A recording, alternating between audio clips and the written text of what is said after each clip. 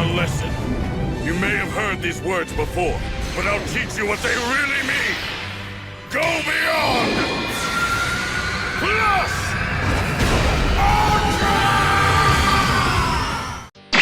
Hey, what's up everyone? James here, and today we are going to wreck and rule with Transformers, Wreckers, Tread, and Circuits. So, before we get into part 1, I want to give a brief explanation as to who the Wreckers are, for those of you that don't know. So, the Wreckers are a mix between, let's say, Navy SEALs and DC's Suicide Squad. They are an elite Autobot strike team made up of the toughest bots around. But like the Suicide Squad, they burn through their roster at an alarming rate. This team takes on the most dangerous missions, and when the fight seems like a lost cause, the Wreckers are called and will win no matter the struggle or cost. There is much more to this team, and I can't wait to cover them in Last Stand of the Wreckers when we get to it in our Transformerverse timeline journey. With all that out of the way, let's wreck into this story. So, part 1 opens with Thunderclash, leading his team of Wreckers consisting of Ricochet,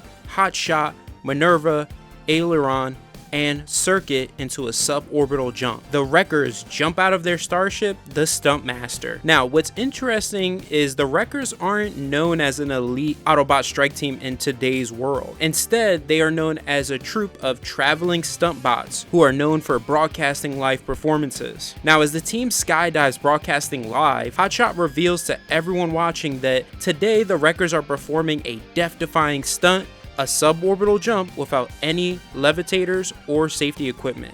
This opening of part 1 reminded me of the Mighty Morphin Power Rangers movie opening when the Rangers performed a skydiving routine at the beginning of the film. The Wreckers pull off the stunt without any problems and successfully land. They strike a pose for the camera, and just as they're about to say their famous catchphrase, "Wreck and rule," their broadcast is interrupted by this group called Mayhem. Okay, I'm gonna give you a brief explanation as to who Mayhem is because this is pretty awesome. Mayhem, or Mayhem Attack Squad, another name they go by, who like the Wreckers first appeared in the Transformers Marvel UK comics. This group is the Decepticons' answer to the Autobots' Wreckers, a team that consists of the most vicious and deadly Decepticons alive.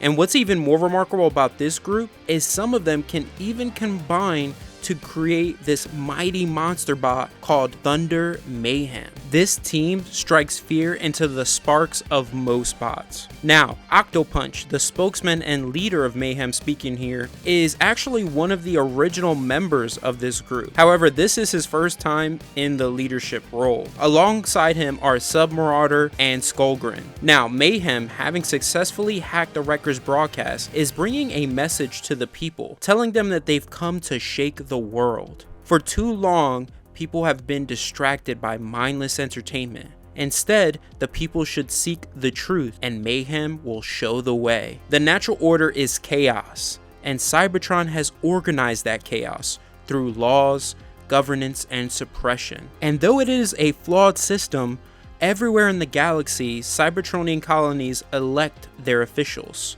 except for Velocitron, a world broadcasting mindless entertainment that keeps the people of the colonies complacent and unconcerned. This entertainment they have for years broadcasted is their Speedia 500, a race the planet holds where the winner of the race becomes the head of the planet's Senate. A system that's broken because only the fastest Cybertronians can be a part of the race, which precludes Cybertronians who can bring real change from ever being elected. Also, the last winner of the Speedia 500 immediately left, allowing the foolish Road Rocket to take over the Senate. Now, Octopunch doesn't say the name of the bot who won, but after looking at the image closely and doing some research, I found out it was Blur who won the last Speedia 500, and we know he is the fastest bot alive, and really wouldn't be interested in leading the Senate. Octopunch says if Velocitron doesn't impose order, then Mayhem shall. This broken system is chaos, and the best way to combat chaos is through violence. To drive home the point, Octopunch reveals Electrons, a racer in the last Speedia 500, who lost and is now their prisoner.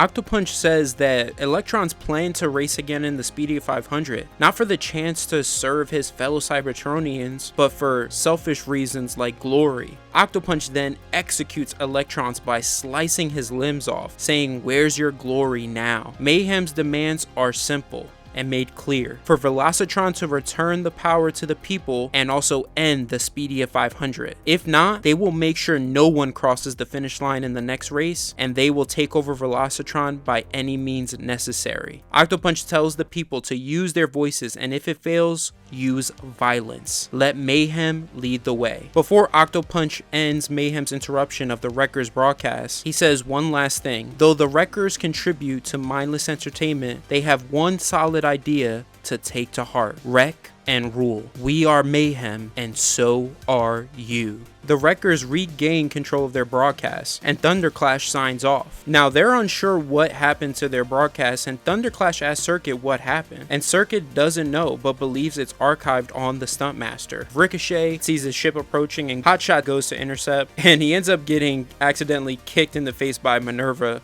who comes running out of the ship to inform Thunderclash that the broadcast was hijacked by Mayhem. Later on, the Stuntmaster, after viewing Mayhem's message, Thunderclash gives his orders to his team. He tells Circuit to run a full system scan, Aileron for a report on everything they know, and tells the rest of the Wreckers that this is major. They haven't seen action like this in kilocycles.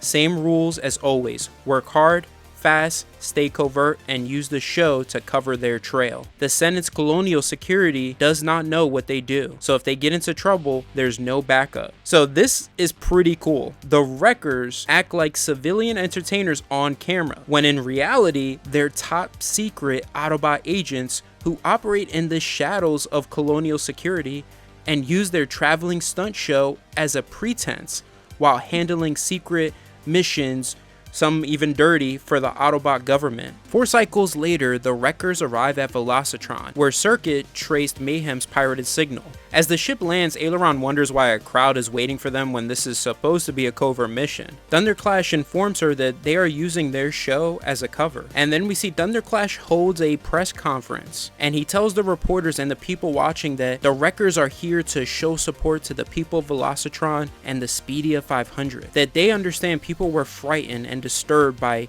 Mayhem's actions, but Mayhem's movements only work on fear of loss and control. Thunderclash assures everyone that the Wreckers aren't afraid, and that's why he, Ricochet, Aileron, and Hotshot will be entering the Speedia 500, and that Minerva will be a medic helping on the sidelines. Thunderclash says a lot of you weren't back home during the war. You only experienced the death and carnage brought by the threefold spark from a distance of space and time. I've seen death before, but that never makes it easier. While I may no longer be a soldier, I will do my damnedest to ensure you never see death again. Now, the war Thunderclash is referring to is the threefold spark war.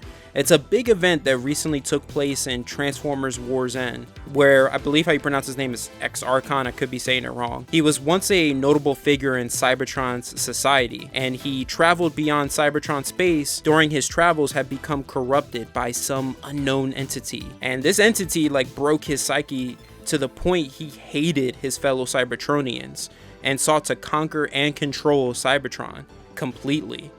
It's an interesting story, but it's part of IDW's rebooted Transformers continuity, and I honestly might not cover it, but we will see. As Thunderclash starts to accept questions from the reporters, Circuit uses this distraction to slip away unnoticed. He's trying to find a lead on Mayhem's transmission. As he's recording his personal log, he talks about how he feels like a useless member of the Wreckers, and he feels just as useless as he did during the Iron Hope disaster, where he was a chronicler recording everyone's suffering, including his own, as they survived on Nucleon. Now, the Iron Hope disaster Circuit is referring to was when the starship Iron Hope crash landed far from Cybertron. The wrecked survivors were forced to survive on Nucleon for kilocycles until they were rescued. Now, Nucleon is a potent energy source. It's even revived some Transformers, but those who use Nucleon as a fuel source lose their transformation ability because their figure alteration systems get converted into energy energy storage reactors. Though the bots, forced to use Nucleon, lose their alt mode, which is tragic, they do become stronger, faster, and more durable, turning them into Action Masters. Now, Action Masters are pretty awesome. They equip themselves with transformable partners or vehicles to compensate for that loss of their transformation ability. For example, Circuit here has a supersonic racing car that also acts as an exosuit. Now, as Circuit is walking through the city,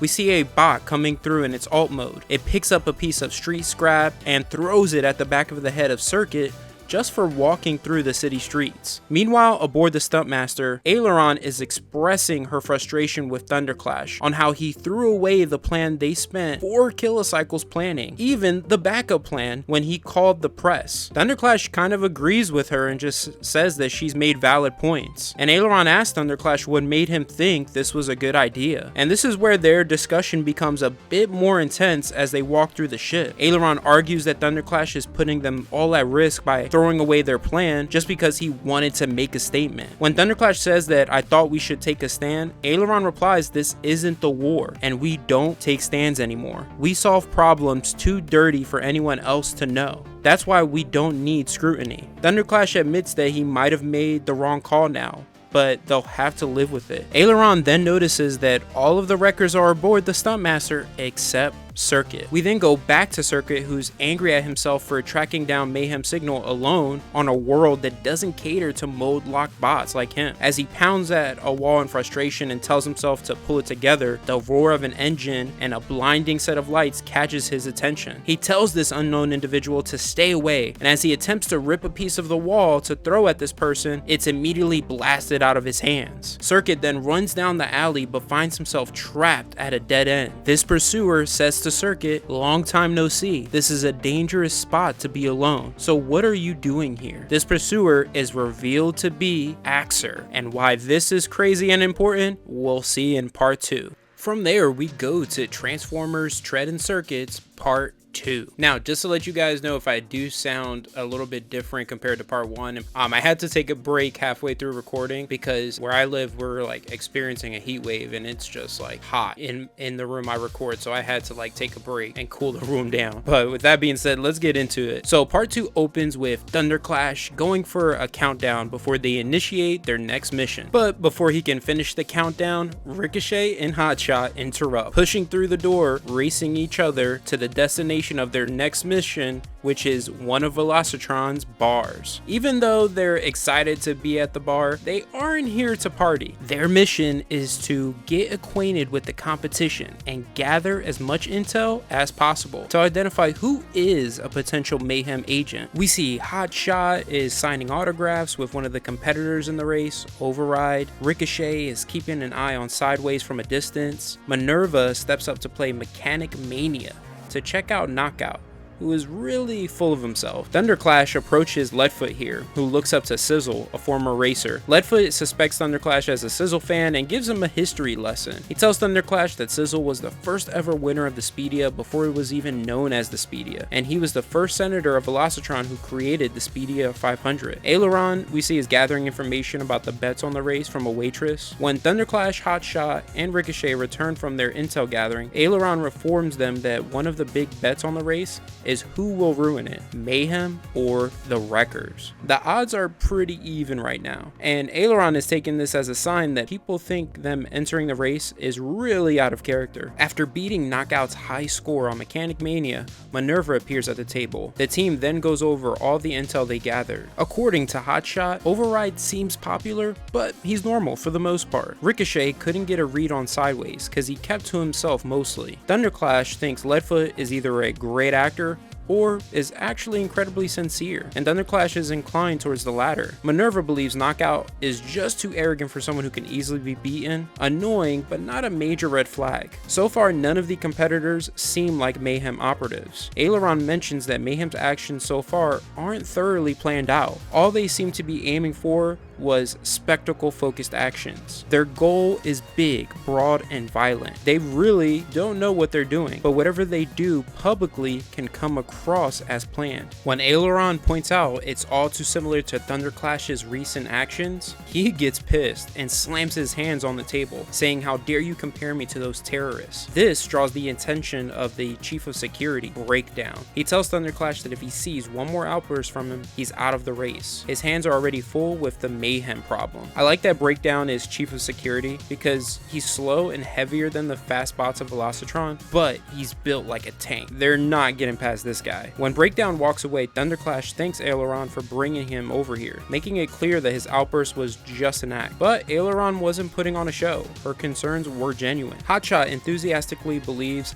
Aileron and Thunderclash will have a plan in place by the time of the race. Minerva asks the group where's Circuit and hopes he's okay. We then see Circuit is catching up with Axer, whom he knows because he is an Iron Hope disaster survivor as well. Axer apologizes for scaring him and asks what's he doing here, and Circuit tells him that he's the Wrecker's producer and camera operator, and they're in the Speedia 500. We then find out Axer feels guilty over something that happened between them during the Iron Hope disaster. He offers Circuit a ride to the stunt master to start to make up for it, warning him that Velocitron is punishing for mode lock bots like them. Now, what exactly happened? We don't know. I looked into the Iron Hope disaster and I couldn't find anything between Circuit and Axer. If any of you know, please let me know in the comments down below. Axer apologizes to Circuit for what happened and says he wanted a fresh start after they were rescued, so he moved to Velocitron and joined their security operations. He tells Circuit that the Wreckers should go home. Security operations is working towards taking down Mayhem already,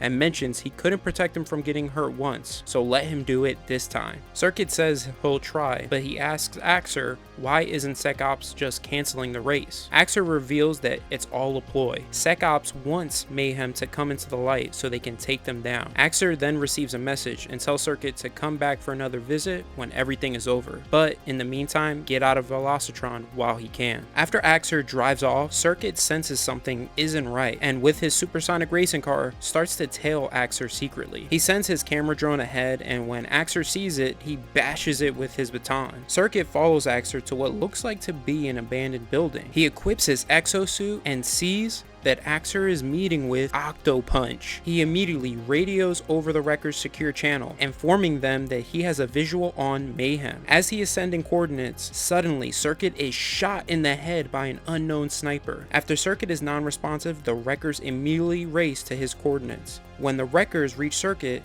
he is luckily still alive but heavily damaged. However, Axer and Octopunch are gone, and Mayhem's hideout is burning with a spray painted message left for the Wreckers that says, "We are Mayhem, you are next." From there, we go to a cycle later aboard the Stunt Master. Thunderclash asks Minerva for an update on Circuit's condition, and Minerva replies that he's stable and she's done all she can. And she admits that she's forgotten what real damage looks like after kilocycles of peace, and is really worried. Thunderclash tries to reassure her by telling her that this is why the Wreckers are needed. No matter what happens, they need to do their best for Circuit. Later, the Wreckers arrive at the opening ceremony of the Speedia 500. Breakdown takes the stage, assuring the racers and viewers that SecOps is posted everywhere and have everything under control. They have a handle on the situation and will not give in to terrorism. Road Rocket then briefly takes the stage, thanking SecOps and the fans for being there. He asks Zalron to initiate the countdown for the race while he gets in place. The countdown then begins. 5. Racers are heading towards the starting line. 4. Knockout and Breakdown share a passionate kiss. 3. Minerva looks at the broadcast feed, worried for the Wreckers. 2. Axer is at one of the SecOps checkpoints. 1. All racers, including the Wreckers, are at the starting line. Zalron yells, "Go!" and the Speedia 500 begins. And that's the end of Transformers, Wreckers, Tread and Circuits Part 1 and 2. I hope every one of you enjoyed this video. If you did, please hit that like button